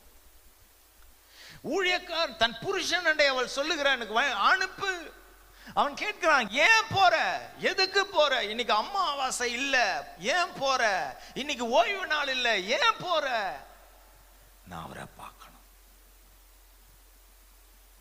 இதுதாங்க முரட்டு விசுவாசம். நமக்கு ஒரு கஷ்டம் வந்தா 10 பேருக்கு சொல்றதுக்கு வாயும் இருதயமும் துடிக்கும், அவ்வளவும் ஃபெயிலியர். நீ தோற்று போற, மனுஷனை சாடுற. அந்த பலவீனமான ஆவியிலிருந்து நீ முதலாவது வெளியே வரணும். பைபிள் என்ன சொல்லுது? கர்த்தர் மேல் உன் பாரத்தை வை, மனுஷன் மேல அல்ல. என் பாரத்தை தூக்கி ஆண்டவர் மேலதான் தூக்கி போடணுமே தவிர அத மனுஷங்கிட்ட ஷேர் பண்ணிட்டு அவங்களுடைய ஹெல்ப் கிடைக்குமான்னு தேடினா நம்ம ஃபெயிலியர்ல போறோம். உடனே புருஷன் அனுப்புனா, கழுத வந்தது, வேலைக்காரன்ட்டான். வேலைக்காரன்ட்ட சொல்றான், தபர் என் ஊழியக்கார பார்க்க நான் போகிற வரலும் வழியில யாரு என்ன வந்து நிறுத்து, என்ன விஷயம், எங்க போறீங்கன்னு கேட்டாலும் ஒருத்தர்கிட்டையும் ஒரு வார்த்தையும் வினாவக்கூடாது. ஊழியக்கார பார்க்க போறன்னு கூட நீ சொல்லக்கூடாது. ஆம், இதுதான் விஷனை உன்னுடைய தரிசனத்தை டிஸ்டர்ப் ஆக்கிடும். உன்னுடைய கவனத்தை, உன்னுடைய லக்க அது டிஸ்டர்ப் பண்ணிடும். வரவன் திடீர்னு குறுக்கிடுவான், என்ன ஊழியக்கார பார்க்க ஏன் இப்படி ஆச்சு? பைத்தியமா நீ? குழந்தை செத்து போயிடுச்சுன்னா ஊராருக்கு சொந்தத்துக்கெல்லாம் சொல்லி எல்லாரையும் வர வச்சு பந்தல் போட வச்சு அதை பண்ண வச்சு இந்த வேலை பார்க்காம அந்த ஊழியக்காரனை போய் பார்த்து உனக்கு என்ன கிடைக்க போகுது? அந்த தீர்க்கதரிசியை போய் பார்த்து உன் கவலை மாற போதா? உன் பிள்ளை திரும்ப கிடைக்க போதா? நீ இழந்தது திரும்ப கிடைக்க போதா? பைத்தியமா நீ? முதல்ல உனக்கு அறிவில்லை, இதை செய். அவன் கர்த்தரால பேசல, அவன் பிசாசால பேசுறான். கர்த்தரால் நடக்க போற அற்புதத்தை தடை பண்றதுக்கு ஒரு ஆவியா அவன் வந்தான். அவங்கிட்ட நீ செவி கொடுக்காத. இவங்கிட்ட சொல்லிட்டான், எங்கேயும் எவங்கிட்ட நிறுத்தக்கூடாது, போயிட்டே இருந்தான். நேரா போறான், கர்மேல் பர்வத தண்டை போறான். அந்த மலையின் மேல இருக்கும்போது எலிசா சுனமியால பார்க்கிறான். கேயாசியை பார்த்து சொன்னான், கேயாசி, சுனமியால் வருகிற அவளுடைய சுக செய்தி என்னன்னு கேளு. அவன் புருஷன், அவன் பிள்ளை, இவங்க நல்லா இருக்காங்களான்னு சுக செய்தியை கேளுன்றான். தீர்க்க தரிசியுடைய கண்ணுக்கு தேவன் சில நிமிடங்கள் விஷயங்களை மறைக்கிறாரு. நார்மலான ஒரு மனுஷனா அவன் விசாரிக்கும்படி சொல்றான். இவன் நேரம் அந்த வேலைக்காரன் போயிட்டு சுனமியாட்டுக்கிறான், என்னம்மா உங்க வீட்டுக்காரர் நல்லா இருக்காரா, குழந்தை நல்லா இருக்கா, நீங்க நல்லா இருக்கீங்களா, உங்க சுக செய்தியை கேட்டாரு. என்ன பதில் தரமா சொல்ற? நாங்கெல்லாம் நல்லா தான் இருக்கோம், எனக்கு அவரை பார்க்கணும். நேராக தீர்க்கதரிசி அண்டை வந்தான். சிலவர்கள் என்னை பார்த்து ஒரு மாதிரி யோசிப்பாங்க, ஏன் இந்த பாஸ்டர் காலாண்டெல்லாம் போய் காலை தொடுறாங்க, ஏன் பாஸ்டர் காலை தொட்டு இப்படி மண்டிடுறாங்க? அவர்கள் ஊழியருக்குள் இருக்கிற அபிஷேகத்துக்கு முன்பதாக தன்னை சாஷ்டாகமாக்குறார்கள், அது அவரை மகிமைப்படுத்துகிறார்கள். அவங்க ப்ரௌடா இல்லை, தன்னை இன்னும் தாழ்த்துறாங்க, அது இன்னும் கர்த்தர்கிட்ட பெற்றுக்கொள்ள. இந்த சுனாமியால் என்ன தரம் பண்ணா, நேரா போய் எலிசாவின் தீர்க்கதரிசியின் காலை பிடித்து கொண்டா. அதுதான் பெரிய காரியம் நடக்குவது. இவள் போய் நின்று வாக்குவாதம் பண்ணல, காலை பிடிச்சுக்கிட்டா.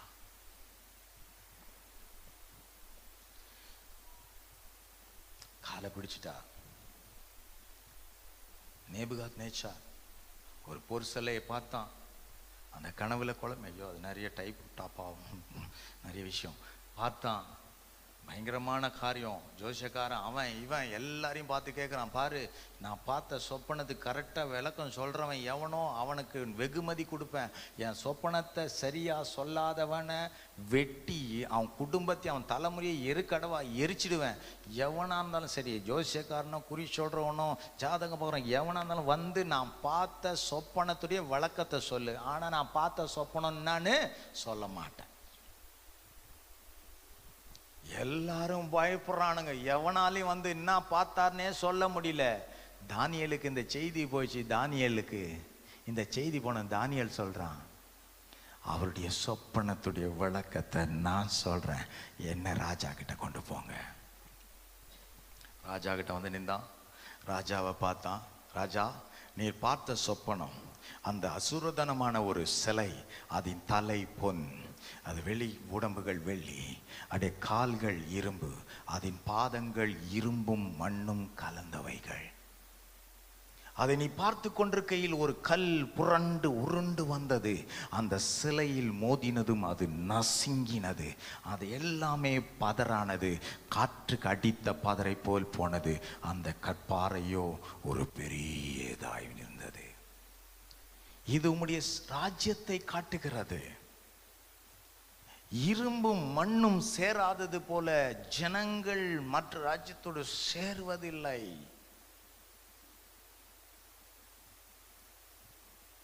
இந்த சம்பவங்கள் எல்லாம் சொல்லி இதை சொன்னதும் ராஜா தன் பார்த்த சொப்பனம் அதுதான் என்று சொல்லி தானியேலுக்கு முன்பதாய் அப்படியே முகங்கொப்புற விழுந்தவன் காலை பிடித்து கொண்டான். ராஜா பக்கத்தில் பார்த்து சொல்லுங்க, ஒருவர் பணிஞ்சு தேவ தீர்க்கதரிசியோ அப்போஸ்தலனுடைய பாதங்கள் அண்டை அவர்கள் மண்டிடுறது தவறுன்னு நினைச்சினா உன் குடும்பத்துக்கு அது பெரிய சாபம். அவள் துக்கம். அவளும் பல மணி நேரம் தேவ சமத்தில் உட்காரும்போது முழு அபிஷேகத்தோடு வந்து நிற்கிறோம். என் தலையை தொட்டாலும் அபிஷேகம்தான், கையை தொட்டாலும் அபிஷேகம்தான், காலை தொட்டாலும் அபிஷேகம்தான், என் ட்ரெஸ்ஸை தொட்டாலும் அபிஷேகம்தான், இயேசுடைய வஸ்திரத்தில் அபிஷேகம், நிழலில் அபிஷேகம், எல்லாவற்றிலும் அபிஷேகம். காலை பிடிச்சிட்டா.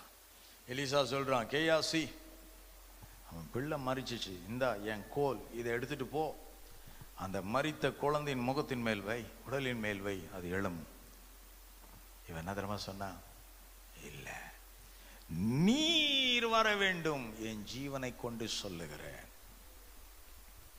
இதுதாயா முரட்டு விசுவாசம்.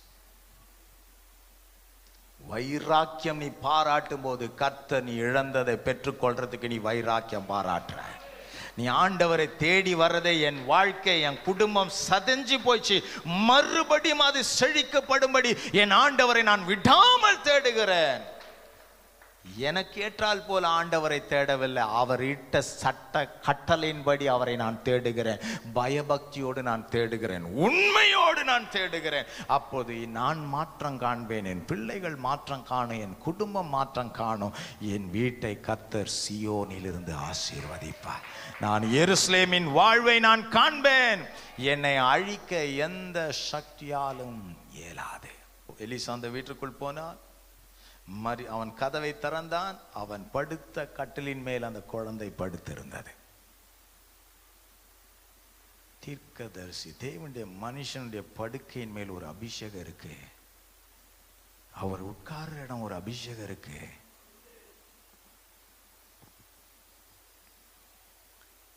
அவருடைய கைகளிலே அபிஷேகம் இருக்கிறது, அவருடைய விரல்களில் அபிஷேகம் இருக்கு, அவருடைய சுவாசத்தில் அபிஷேகம் இருக்கு.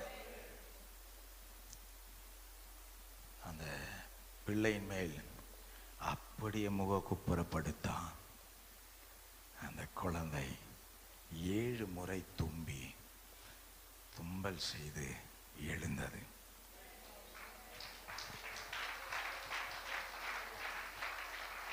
ஆண்டவர் கேயாசை பார்த்து சொன்னார், சுனமியாளை கூப்பிடு, உள்ளே போய் குழந்தையை தூக்கி கொள்ள சொல்லு என்று சொன்னான். உள்ளே வந்தா குழந்தை கண் விழித்து மகிழ்ச்சியோடு இருந்தது.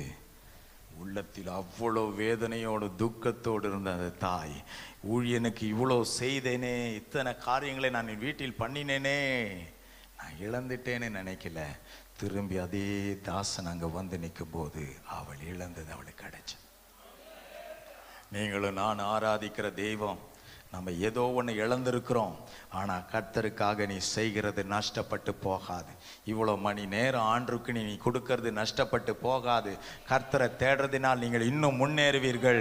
உங்களுக்கு தீங்கை இழைக்க திட்டமிடுகிற சத்துருக்களை கர்த்தர் ஒன்றுமில்லாமல் நிர்மூலமாக்குவார். யோவான் 11ஆம் அதிகாரத்தில் 23, 17, 25, 39, 45 43, 45 இதெல்லாம் பார்க்கும்போது இயேசு வருகிறார்.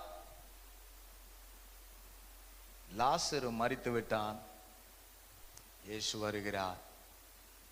கல்லறை எங்கே வைத்தீர்கள் என்று கேட்கிறார். அந்த கல்லறையில் வைக்கிற மார்த்தாள் சொல்லுகிறார், ஐயோ அதை திறந்து விட வேண்டாம், நாற்றெடுக்கும். 17ஆம் வசனத்தை படிக்கிறீங்களா? டக்கு டக்குன்னு. இயேசு வந்தபோது அவன் கல்லறையில் வைக்கப்பட்டு 4 நாளாயிற்று என்று கண்டார். 4 நாள் கேஸு, வீடே முடிஞ்சு போச்சு, சரின்ட்டு ஆறுதல் அடைய தொடங்குறாங்க அடுத்த ஃபங்க்ஷன் வைக்கிறதுக்கு. ஆனா இவர் வந்து சொல்றாரு, இது எழுப்ப போறேன்ற. வீட்டில் இருக்கிறவங்க ஒருத்தவங்க ரொம்ப ஞானி, ஆண்டவரே கம்னரு திறந்து விட்டுறாத, நாத்து எடுக்கும். நம்ம வீட்டில் நிறைய ஞானிகள் இருக்கும், வேலைக்காவாத ஞானிகள் இருக்கும், அற்புதத்தை தடுக்கிறதுக்குனே இருக்கும். ஜெபம் பண்றாருப்பா, ஜெபம் பண்றாரு, என்ன தான் நடக்க போகுது? ஆமென். அவர்கள் ஞானிகள்.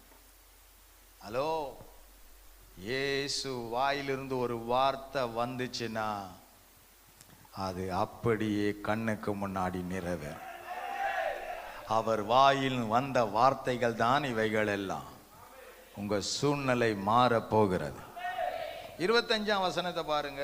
இயேசு அவளை நோக்கி, நானே உயிர்த்தெழுதலும் ஜீவனுமாய் இருக்கிறேன், என்னை விசுவாசிக்கிறவன் மரித்தாலும் பிழைப்பான். ஹலோ, நல்லா எல்லாரும் விசுவாசத்துல எது இழந்து போயிருந்தாலும், எது நஷ்டப்பட்டு போயிருந்தாலும், இந்த மாசத்து அடுத்த மாசத்திலிருந்து நான் எல்லாமே எனக்கு நன்மையா என்னை தேடி வருதுன்னு நீங்க பேச ஆரம்பிங்க. ஏன்னா இயேசு உயிர்த்தெழுதலும் ஜீவனுமா இருக்கிறாரு. இன்னைக்கு உங்களை பார்த்து ஒரு தீர்க்க தரிசனம் சொல்றேன். அடுத்த மாதம் உங்களுடைய ஆசீர்வாத கதவு திறக்கப்படுகிறது. அவரை தேடி வந்த தேவ பிள்ளைகளே, உங்கள் பார சுமைகள் உங்களை விட்டு மாறுகிறது. ஒரு புதியது ஆரம்பிக்கிறது. நிச்சயம் நீ அற்புதத்தை காண போற. 39ஆம் வசனம். இயேசு கல்லை எடுத்து போடுங்கள் என்றார். இதான் தடை, தூக்கி போடாதேன்றாரு. ஆமென். வாழ்க்கையில எதெல்லாம் அற்புதத்துக்கு தடையா இருக்கோ அதை முதல் தூக்கி போடு. இன்னைக்கு முதல் தூக்கி போட வேண்டியது நிறைய பேருக்குள்ள இருக்கிற நாக்கு தான். அதுதான் அவிசுவாசத்தை பேசிடுது.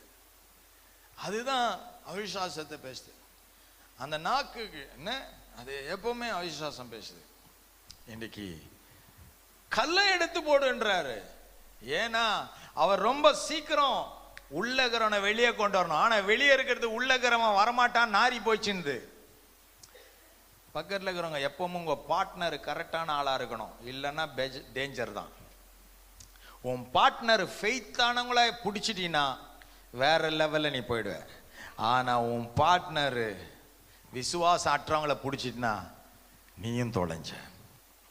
ஆண்டவர் சொல்ற கல்லை எடுத்து போடு என்று சொன்னார். ஆமென். 43. இவைகளை சொன்ன பின்பு லாசருவே வெளியே வா என்று உரத்த சத்தமாய் கூப்பிட்டார். அப்பொழுது மரித்தவன் வெளியே வந்தான். அவன் கால்களும் கைகளும் பிரேத சீலைகளினால் கட்டப்பட்டிருந்தது, அவன் முகமும் சீலையால் சுற்றப்பட்டிருந்தது. இயேசு அவர்களை நோக்கி இவனை கட்டவிழ்த்து விடுங்கள் என்றார். அப்பொழுது மரியாள் இடத்தில் வந்திருந்து இயேசு செய்தவைகளை கண்டவர்களாகிய யூதர்களில் அநேகர் அவரிடத்தில் விசுவாசம் உள்ளவர்களானார்கள். தலைக்கு மேல நல்லா கையை தட்டிடுங்க பார்க்கலாம். ஆமென். நீங்க சாதிக்க போறீங்க. உங்க வாழ்க்கையில நீங்க எதெல்லாம் ஜெபம் பண்ணினே இருக்கீங்களோ அதெல்லாம் நடக்க போகுது. உங்க ஜெபம் கேட்கப்பட்டுச்சுன்னு அவருடைய தீர்க்கதரிசியை நான் பேசுறேன். அவருடைய கரம் உங்களுக்கு உதவி செய்யறத நான் பார்க்கிறேன். அநேக காரியங்கள், தடையின் கல்கள் தள்ளப்படுகிறது. அவனை கட்டியிருந்த சீலைகள் அவிழ்க்கப்படுகிறது. நீ கல்லறைக்குள் இருக்கக்கூடாது, கல்லறைக்கு வெளியே வரணும். இயேசுடைய ஒரே வாஞ்சையே அவருடைய ஜீவன் உனக்குள்ள வரணும், அவருடைய ஜீவன் உனக்குள்ள வரணும். உங்க சிறுமை மாற போதுங்க, உங்க அடிமை நிலைமை மாற போதுங்க, உங்க இல்லாய்மை நிலைமைகள் ஆசீர்வாதமா மாற போதுங்க. ஹல்லேலூயா. ஒருத்தர் உங்களுக்காக வழக்காடுகிறார். கல்லில் அடைக்கப்பட்டு உள்ளே இருக்கிற உனக்காக வெளியே நின்று ஒருத்தர் வாதாடுகிறார். மகனே லாசருவே வெளியே வா என்று உன்னை அழைக்கும்படி ஒருவர் ஆயத்தமா நிற்கிறாரு. உன் கல்லு உன்னை மறைத்து வைக்கும் போது நீ சொல்லாத என் வாழ்க்கை முடிஞ்சிச்சு முடிஞ்சிச்சு சொல்லாத. இல்ல, நான் வெளியே வரப்போகிறேன், நான் வெளியே வரப்போகிறேன், நான் வெளியே வரப்போகிறேன். இன்றைக்கு மரித்தவன் பேச முடியவில்லை, ஆனால் வாழ்ந்து கொண்டே இருக்கிறவர்கள் பேச முடியும். இன்னைக்கு நீ உன் விசுவாசத்தில் பேசு, உன் குடும்பத்தை பார்த்து பேசு, உன் பிள்ளைகளை பார்த்து பேசு, உன் வீட்டை பார்த்து பேசு, உன் தொழிலை குறித்து பேசு, உன் வருமானத்தை குறித்து பேசு, உன் முன்னேற்றத்தை குறித்து பேசு, உன் சரீர ஆரோக்கியத்தை குறித்து பேசு, உன் பலவீனம் மாற பேசு. கர்த்தர் சொல்லுகிறார், உன்னை அதற்குள்ளிருந்து வெளியே கொண்டு வரும்படி நான் நிற்கிறேன். என் சத்தம் உன் காதில் விழும். நீ கூப்பிடும் போது என் மறு உத்தரவு உனக்கு வரும். என் மறு உத்தரவு உனக்கு வரும்போது உனக்கு அறியாத உனக்கு எட்டாததும், மார்த்தாலே உனக்கு அறியாததும் உனக்கு எட்டாததுமான ஆச்சரியமான காரியங்கள் யூதர்கள் அநேகர் நின்று கொண்டிருக்கிறார்கள். எப்படி நடக்கும் பார்க்கட்டும். ஒரு ரியாக்ஷன் இல்ல, அப்படியே நிற்கிறார்கள். கல்லறை புற தள்ளப்பட்ட பிறகு லாசரு வெளியே வரும்போது இருந்தவர்கள் நிற்கவில்லை, குதிக்க ஆரம்பித்தார்கள், ஆர்ப்பரிக்க ஆரம்பித்தார்கள். இவரே ஆண்டவர், இவரே ரட்சகர், இவரே மரித்ததை எழுப்புகிறவர், இவர் வாழ வைக்கிறவர், இவர் ஆசீர்வதிக்கிறவர், இவர் தலை நிமிர செய்கிறவர், இவருடைய வெட்கத்துக்கு பதிலாக இரட்டத்தரையான நன்மை கொடுக்கிறவர். ஹல்லேலூயா. மார்த்தாள் அசந்து போனா, அசந்து போனா. அற்புதத்துக்கு தடையாயிருக்கிற கல் புரட்ட தள்ள வேண்டும். அற்புதர் வெளியே நிற்கிறார். அவர் அங்க போக மாட்டார், அவர் வார்த்தையின் சத்தம் போகும். இன்றைக்கு அவருடைய வார்த்தையின் சத்தம் வனாந்தரங்களை அதிர பண்ணும். கர்த்தரின் சத்தம் வனாந்தரங்களை அதிர பண்ணும். கர்த்தருடைய சத்தம் கேதுருக்களை முறிய பண்ணும். கர்த்தருடைய சத்தம் சமுத்திரங்களை இரைச்சலை அடங்க பண்ணும். கர்த்தருடைய சத்தம் வல்லம் உள்ளது, கர்த்தருடைய சத்தம் வல்லம் உள்ளது. உன் வீட்டிலே கர்த்தருடைய சத்தம் முழங்க வேண்டும் என்றால் முதலாவது உனக்குள்ளிருந்து முழங்கட்டும். கர்த்தருடைய சத்தத்தை ஆர்ப்பரி, ஆர்ப்பரி, ஆர்ப்பரி. எழும்ப போகிறது, நீ பெற்றுக்கொள்ள போற. நீ உன் வீட்டுக்குள் போய் உன் வலது காலை எடுத்து வைக்கும் போதே அற்புதத்தின் மணி ஓசை கேட்க போகிறது. நீ வீட்டுக்குள் போய் உன் வலது காலை வைக்கும் போதே உன் சூழ்நிலை மாற போகிறது. உன் வீட்டுக்குள் போய் உன் வலது காலை வைக்கும் போதே உன் கண்ணீருக்கு பதில் வருகிறது. உன் வீட்டுக்குள் உன் காலை வைக்கும் போது நீ இழந்தவைகள் எல்லாம் பெற்றுக்கொள்ள போற. ஹalleluya. அவர் கரத்திலிருந்து எவனும் எதுவும் பறிக்க முடியாது. எனக்கு தெரியும் பிசாசானவன் யார் என்று, அவனுக்கு தெரியும் நான் யார் என்று. எனக்கு தெரியும் என் ஏசப்பா எப்படிப்பட்டவர் என்று. என் ஏசப்பாக்கு தெரியும் என் பிள்ளை எப்படிப்பட்டவன் என்று. என் ஆண்டவரை நான் அறிய அறிய அறிய அவன் தோற்று போனவன் என்றே நான் சொல்லுவேன். என் ஆண்டவரில் நான் பலப்பட பலப்பட என் எதிராளியாகிய சத்துருவை பார்த்து சொல்லுவேன், உன்னை நான் ஜெயித்தே தீருவேன். அல்லேலூயா. எபேசியர் 6:11-18 வரை குறித்து கொள்ளுங்க. நீங்கள் பிசாசின் தந்திரங்களோடு எதிர்த்து நிற்க, நீங்கள் பிசாசின் தந்திரங்களோடு எதிர்த்து நிற்க திராணி உள்ளவர்களாகும்படி தேவனுடைய சர்வாயுத வர்க்கத்தையும் தரித்துக் கொள்ளுங்கள். ஏனெனில் மாம்சத்தோடும் இரத்தத்தோடும் அல்ல, துரைத்தனங்களோடும் அதிகாரங்களோடும் இப்பிரபஞ்சத்தின் அந்தகார லோகாதிபதிகளோடும் வான மண்டலத்தில் உள்ள பொல்லாத ஆவிகளின் சேனைகளோடு நமக்கு போராட்டம் உண்டு. ஆகையால் தீங்கு நாளிலே அவைகளை நீங்கள் எதிர்க்கவும் சகலத்தையும் செய்து முடித்தவர்களாய் நிற்கவும் திராணி உள்ளவர்களாகும்படிக்கு தேவனுடைய சர்வாயுத வர்க்கத்தையும் எடுத்துக் கொள்ளுங்கள். சத்தியம் என்னும் கட்சியை உங்கள் அறையில் கட்டினவர்களாயும் நீதி என்னும் மார்க்கவசத்தை தரித்தவர்களாயும் சமாதானத்தின் சுவிசேஷத்திற்குரிய ஆயத்தம் என்னும் பாதரட்சியை கால்களை தொடுத்தவர்களாயும் பொல்லாங்கன் எய்யும் அக்கினி ஆஸ்திரங்களை எல்லாம் அவிழ்த்து போடத்தக்கதாய் எல்லாவற்றிற்கும் மேலாக விசுவாசம் என்னும் கேடகத்தை பிடித்து கொண்டவர்களாயும் நில்லுங்கள். இரட்சணியம் என்னும் தலைசீராவையும் தேவ வசனமாகிய ஆவியின் பட்டயத்தையும் எடுத்துக் கொள்ளுங்கள்.